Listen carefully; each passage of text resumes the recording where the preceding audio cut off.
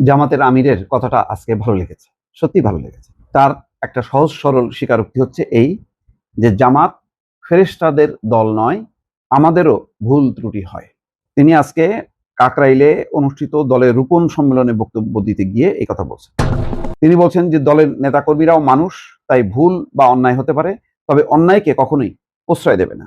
এই যে অনেক কথাই বলেছেন, কথাটা কেন বলেছেন? বলেছেন এই যে সাম্প্রতিক গাজী নজরুল ইসলামকে ঘিরে যে পরিস্থিতি তৈরি হয়েছে, এতে একেবারে জামাতের বলা যায় যে ভিত্তিমূলটা নাড়িয়ে দিয়েছে। সে ভিত্তিমূলে নাড়া খেয়েছে জামাত।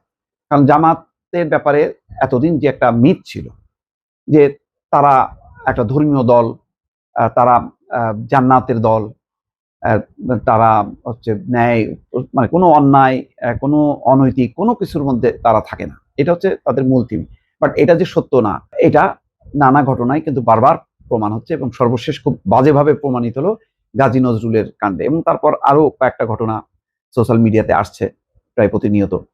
তো সেগুলি হয়তো মারাত্মক না, কিন্তু যেহেতু গাজী নজরুল ইসলাম তিনি একজন প্রতিষ্ঠিত নেতা, দলের মজলিসে শুরার সদস্য, এবং জামাতের এই সংসদে ৪ জন অভিজ্ঞ পার্লামেন্টারিয়ান আছে, তার মধ্যে তিনি একজন। ৬৪ জন নতুন, আর ৪ জন হচ্ছে পুরনো। আর তিনি ৯১ সালেও এমপি ছিলেন, ২০০৮-এও এমপি ছিলেন। সব মিলায়ে তিনি প্রত্যাশার যে জায়গাটা, বড় ধরনের একটা ধাক্কা খেয়েছে জামাত।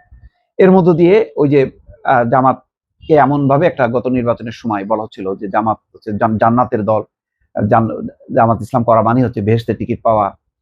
তো এক ধরনের ফেরেশতাদের দল, এরকম একটা তারা আনুষ্ঠানিক ঘোষণা না করলেও তাদের নানা ধরনের নেতাকর্মীদের বক্তব্যে সেরকমই যে এটা ফেরেশতাদের দল। তো ফেরেশতাদের দল, এটা মানুষের দল। মানুষ ভুল করে, ফেরেশতারা ভুল করে না। তো সেই বাস্তবতাটা নিয়ে আসছে। এখন এই বাস্তবতা তো মুখে বললে হবে না, তাদের কাজে কর্মে সেই নীতিতে এটা প্রতিফলন ঘটাতে হবে। আমি বারবার বলি যে তারা নারীদেরকে যে দৃষ্টিভঙ্গিতে দেখে, এটা দৃশ্যত মনে হবে যেন খুব সম্মানের জায়গায় তারা দেখতেছে। তাদেরকে একদম মানে শুধু চোখ দেখা যাবে, সমস্ত শরীর ঢাকা থাকবে,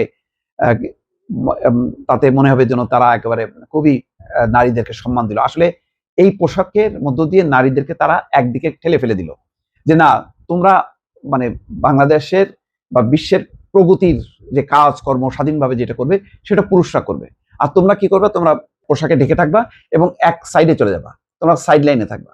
তার মানে তোমরা ঘরের কোণে যাবা। যখনই আপনি এক সাইডে ফেলে দিচ্ছেন, এক ঘরের কোণে দিচ্ছেন, তখন তার একটা দুর্বল শক্তি হিসাবে সামনে চলে আসলো। তখন কি হবে? পুরুষের যে পাশবিক লালসা, তার যেই খারাপ যে মনোবৃত্তিগুলো, সেই মনোবৃত্তিগুলো সে নারীকে তখন দুর্বল ভাববে। কারণ নারী তো সাইড লাইনে পড়ে গেল, সে তো বোরখায় আবৃত। তার আলাদা যে সে ব্যক্তিত্ব নিয়ে যে সেও পুরুষের মতন শার্ট প্যান্ট পরে সেও যে কাজ করতে পারে, সেই মর্যাদার জায়গায় তো সে থাকলো না। তার মানে এই পোশাকটাও কিন্তু এক ধরনের বলা হচ্ছে ইসলামী পোশাক, কিন্তু এটা হচ্ছে একটা শৃঙ্খলিত পোশাক। আপনি শৃঙ্খলে কারা থাকে? যারা দুর্বল থাকে। সবল মানুষ তো আর শৃঙ্খলায় আবদ্ধ থাকে না, সে স্বাধীন থাকে, মুক্ত থাকে। তার মানে নারীকে আপনি ওই পোশাক দিয়ে আপনি আলাদা করেন। আমি একটা কথা বলি, আরো পরিষ্কার করি। আমি মাঝে মধ্যে জামাতের জোটের কিছু নেত্রীর সাথে টকশোতে বসি। তো তখন আমি তাদের দিকে তাকায় থাকি যে এরা জামাতের সাথে জোট করে, এদের পোশাক আশাক তো সাধারণ শাড়ি ব্লাউজ পরে, স্বাভাবিক, অন্য 10 জনের মতন। তো তারা টকশোতে আসে, কিন্তু চিন্তা করেন জামাত ইসলাম বাংলাদেশের একটা প্রধান বিরোধী দল, প্রধান বিরোধী দল, তাদের পুরুষ সদস্যরা টকশোতে আসে। কিন্তু দেখেন তো তাদের প্রচুর নারী যারা রাজনীতিতে যুক্ত, তাদেরও তৎপরতা আছে, ঘরে ঘরে তৎপরতা আছে, কিন্তু তাদের কোনো বাইরে তৎপরতা নেই। তো তারা কেন টকশোতে আসে না? আসে না এই কারণে যে টকশোতে আসলে তো মানুষ দেখতে চাইবে যে কে কথা বলতেছে। যেমন মনির হক চৌধুরীর কথাটা অনেকে পছন্দ করেনি, পোশাকের স্বাধীনতা নিয়ে কথা বলছেন, কিন্তু তিনি তো সত্য কথা বলেছেন। পার্লামেন্টে 2 জন নারী এমপি বক্তব্য রেখেছেন, তাদের শুধু চোখ দেখা গেল, চোখটা খোলা ছিল। তো উনি বলছেন যে কে বক্তব্য রাখলো, চিনলাম না তো। আসলে এইরকম ওই পোশাক পরে যদি আপনি 100 নারীকে, 1000 নারীকে আপনি যদি আবৃত করেন, তাহলে কে রহিমা, কে সালমা আপনি তো চিনতে পারবেন না। তাহলে আপনি কমিউনিকেট করবেন কি করে? এখন ধরেন একজন খুবই নারী নেত্রী জামাতের, তার ভালো নেতৃত্ব গুণ আছে, কিন্তু আপনি পাবলিকলি যখন নিয়ে আসতেছেন, সে তো জিরো। কারণ সে তার চোখ ছাড়া কিছু, চোখ আপনি ওই দিয়ে আপনি কমিউনিকেট করবেন কিভাবে? পাবলিকের সাথে কি কমিউনিকেট করবেন? আপনি সহ আলোচকের সাথে কি কমিউনিকেট করবেন? তাইলে আজকের যুগে আপনি নারীকে যদি ওই পর্যায়ে ঠেলে দেন পোশাকের মাধ্যমে, তাহলে আপনি কিসের প্রগতি করবেন? কিসের নারীর মর্যাদা প্রতিষ্ঠা করবেন? নারী যে নিজেকে সুরক্ষা দেবে, সেই শক্তিটার জন্য তো তাকে পোশাকের স্বাধীনতা দিতে হবে, যাতে সেও এমন পোশাক পরে যাতে শালীনতাও থাকে এবং সে পুরুষের পাশাপাশি সেও কর্মক্ষেত্রে বিচরণ করতে পারে। একই পরিবারে একটা ছেলে একটা মেয়ে, আপনি ছেলেকে স্বাধীনতা দিচ্ছেন, মেয়েকে স্বাধীনতা দিচ্ছেন কেন? ওয়াই? এই বিষয়গুলো যদি নীতির পরিবর্তন না হয়, এখন আপনি যতই বলেন এটা ফেরেশতাদের দল না, মানুষের দল, কিন্তু ঘটনা তো ঘটতেই থাকবে।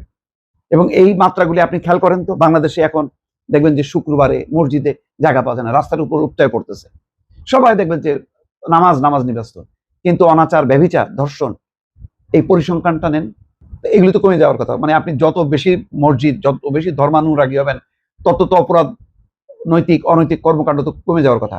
কমছে? পরিসংখ্যান নেন। 20 বছর আগে তো এইরকম পোশাক আশাক ধর্ম নিয়ে বাড়াবাড়ি ছিল না। তখনকার মানে ধর্ষণ, অনৈতিক কর্মকাণ্ডের যেই পরিসংখ্যান আর এখনকার পরিসংখ্যান হিসাব করে দেখবেন যে আরো বাড়ছে। তাহলে জামাত ইসলামকে একটা গণতান্ত্রিক দল হিসাবে, আমি আবার এটাও বলছি যে আপনি নাম আপনার জামাত ইসলাম, নাম দেখে আপনি রাষ্ট্রে, আপনি রাজনীতি যদি করেন তাহলে রাষ্ট্রে কি প্রতিষ্ঠা করবেন? আপনি ইসলাম প্রতিষ্ঠা করবেন, ইসলামিক রাষ্ট্র প্রতিষ্ঠা করবেন। একটা কমিউনিস্ট দল যখন কি সে বিপ্লব করবে, সে তো কমিউনিজম প্রতিষ্ঠা করবে। তার আদর্শ নির্বাচন করে যদি সে নির্বাচিত হয়, সে কমিউনিজমের আদর্শগুলি প্রতিষ্ঠা করবে।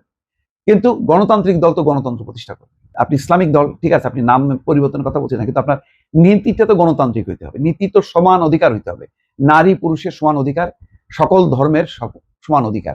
এই নীতিগুলি যদি আপনি দলে প্রতিষ্ঠা না করতে পারেন, তাহলে এই অকারেন্স গুলো অন্য দল করলে পার পাবে, কিন্তু জামাত ইসলাম আপনি কিন্তু পার পাবেন না। এটা মাথায় রাখতে হবে।